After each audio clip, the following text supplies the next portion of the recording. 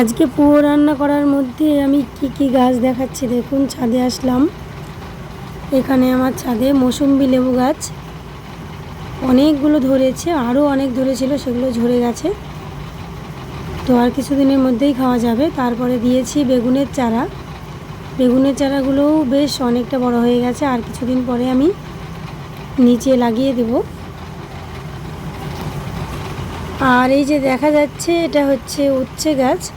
তো আমার একটা ড্রাগন গাছের পাশেই হয়ে গেছে, তো আর তোলা হয়নি। এখানে দেখছি কি সুন্দর উচ্ছেও ধরে গেছে। তো ভাবছি এইগুলো ছাড়িয়ে নিচে, মানে লতাগুলো ছাড়িয়ে আমি নিচে লাগাবো গাছটা। আর এখানে আমার ছাদে জাম গাছও আছে, ছাদ থেকে কি সুন্দরভাবে পেড়ে জাম খেতে পারবো। আর আমি চলে আসলাম আমার রান্নাঘরে।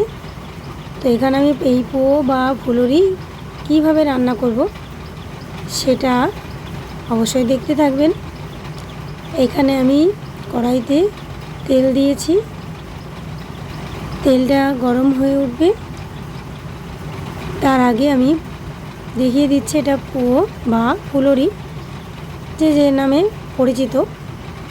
তেলটা যখন গরম হয়ে উঠেছে তখন আমি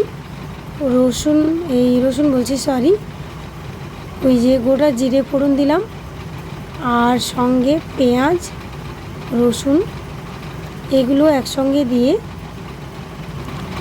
কিছুক্ষণ নাড়াচাড়া করে নিয়ে এর মধ্যে আদা পেস্টটাও আমি দিয়ে দেব। দেওয়ার পরে কাঁচা লঙ্কা 3টে দিলাম। তো দেওয়ার পরে এটাকে ভালোভাবে নাড়াচাড়া করে নিয়ে যখন লাল হয়ে যাবে তখন আমি জলটা দিয়ে দিলাম। দেওয়ার পরে যেসব মশলাগুলো লাগে, লবণ, হলুদ, লঙ্কার গুঁড়োও দিতে হবে, জিরে গুঁড়ো, এগুলো সব দিয়ে একসঙ্গে আমি এটা তৈরি করলাম। ঝোলটা তৈরি করে নিলাম, ওদিকে আমি ফুটতে দিলাম। আর তার আগে এই যে পোগুলো আমি কেটে দেখিয়ে দিলাম, যেটা মাছ থেকে একটু কেটেছি যাতে মশলাগুলো এর ভিতরে ঢোকে এবং খেতে ভালো লাগে। আর এই রান্না করাটাতে কিন্তু একটু জলটা বেশি দিতে হবে, কেননা এই জিনিস বা এই পোটা এটা কিন্তু জল শুষে নেয়। একেবারে নামানোর পরে দেখবেন কিছুই জল থাকবে না, পুরোটা খেয়ে নিয়েছে। তাই সেই মতো করে অবশ্য নামাতে হবে। আমার রান্না তো হয়ে গেছে।